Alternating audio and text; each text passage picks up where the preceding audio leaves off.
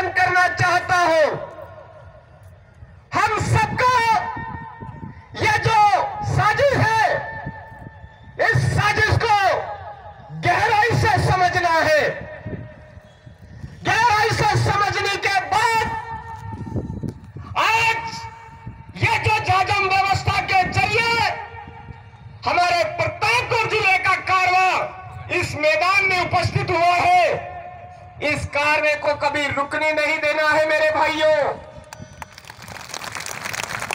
अगर आप सबने मिलकर के ये कार्यक्रम बरकरार रखा तो ये कमल कांग्रेसी सरकारें जरूर बेदखल होगी, यहां से गायब होगी।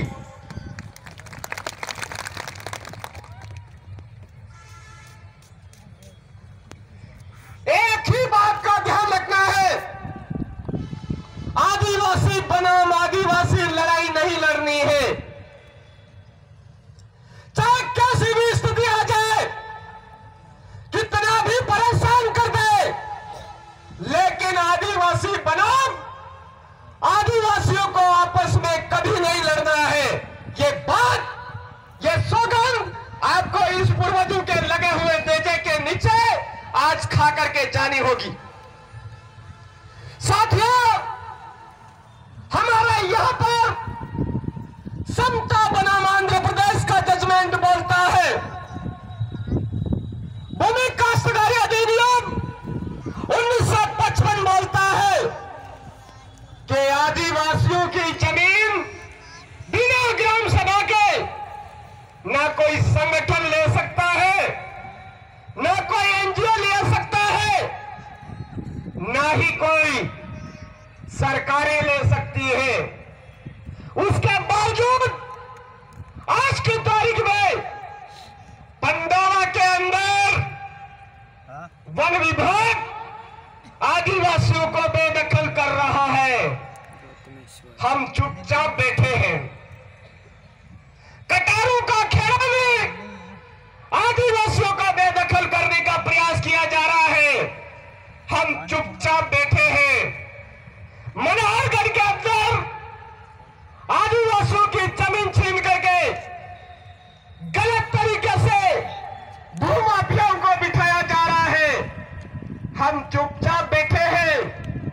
छोटी सादरी के अंदर हमारे आदिवासी भाई के हाथ पैर तोड़ दिए जाते हैं, कान के पर्दे फट जाते हैं। ऐसे फॉरेस्टर को निलंबित नहीं किया जाता है और वो हमारे समुदाय के साथ अत्याचार कर रहा है, चुपचाप बैठे हैं। अरे कौन सी मिट्टी के बने हो मेरे साथियों? याद रखिए, आवाज बुलंद करिए। आज से पहले इस तरह से हमारे समुदाय को कोई भी मंच दे करके बोलने नहीं दे रहा था। कमल कांग्रेस के जरिए हमारे समुदाय को केवल भेड़े बना रखा था, गायरे बना रखा था मेरे भाइयों। लेकिन आज इस आदिवासी परिवार की बदौलत हर कर्मचारी आवाज बुलंद कर रहा है अपने हक अधिकारों के लिए। हॉस्टलों के अंदर हमारे बच्चों के साथ गलत करवाया जा रहा है, वो आवाजें उठाई जा रही है मेरे भाइयों। ये आदिवासी परिवार की देन है।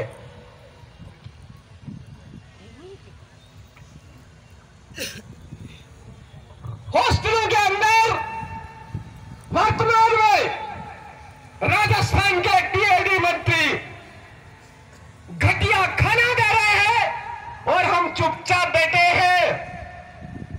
आदिवासी परिवार के माध्यम से मैं आपको अवगत करवाना चाहता हूं, हजारों बच्चों के साथ खिलवाड़ किया जा रहा है, हमको चुपचाप नहीं बैठना है। यह जो हमारा समाज के साथ गलत करने वाले गद्दार है, वो जिस व्यवस्था में घुसे पड़े हैं, उस व्यवस्था का सुपड़ा साफ करना चाहिए या नहीं करना चाहिए मेरे भाइयों। बहुत सारे साथी तो कड़वी बात लग गई तो उठ उठ के इधर उधर जाने भी लग गए। अरे मेरे भाइयों, हमारे समुदाय को वर्तमान में वनवासी बोला जा रहा है। बोला जा रहा है या नहीं बोला जा रहा है? उस वनवासी बोलने वाली व्यवस्था का सुपड़ा साफ करना चाहिए या नहीं करना चाहिए? जबरदस्ती मार्केट के अंदर आदिवासियों के हाथों में भगवा पकड़ा करके करके गुमराह किया जा रहा है। ऐसी व्यवस्था को सुपड़ा साफ करना चाहिए या नहीं करना चाहिए? आदिवासियों को नक्सली बोला जा रहा है, ऐसी व्यवस्था का सुपड़ा साफ करना चाहिए या नहीं करना चाहिए? नहीं करना चाहिए तो मत करिए, क्योंकि वो लोग हमारे इस कौम के सुपड़े साफ करने पर दिन रात मेहनत कर रहे हैं। अभी भी वक्त है, समझिए मेरे भाइयों, समझाइए हमारे सगाजनों को। हमारे सुपड़े साफ करने के लिए हर एक बाहरी डीएनए हमारे इस एरिया में काम कर रहा है। हमको समझने की जरूरत है, आज ये जो कार्यक्रम है किसी पार्टी विशेष का नहीं है, किसी संगठन विशेष का नहीं है, किसी धर्म विशेष का नहीं है, देश के मूल मालिकों का कार्यक्रम है। और देश के मूल मालिक अगर आवाज बुलंद नहीं करते हैं, जो व्यवस्था हमको खत्म करने की साजिश रच रही है, उस व्यवस्था का सुपड़ा साफ नहीं करते हैं, तो आने वाले 10 सालों में हमारे समुदाय को मारवाड़ा भोंगड़ा ले लो, भोंगड़ा। ऐसी हालत करने के लिए वो लोग तुले पड़े हैं। क्या हम सब इसके लिए तैयार हैं? क्या नहीं। आज हर एक सिटी के अंदर जिसको जो मर्जी पड़ा वो मूर्ति लगाई, लेकिन हमारे बाप दादाओं की मूर्ति नहीं लगाई। राणा पूजा भील, टंकिया भील, बिरसा मुंडा, काली बाई कलासुआ, इनकी जैसा ही मूर्तियां लगती है तो बहुत सारे के पेट में गुदगुदी होती है। ऐसे लोगों की पहचान करिए, और जो हमारे महापुरुषों की मूर्तियां लगाने से रोकता है, उनके सुपड़े साफ कर देने हैं, ये मैं आपको अवगत करवाना चाहता हूं। वर्तमान में हमारे इस इलाके के अंदर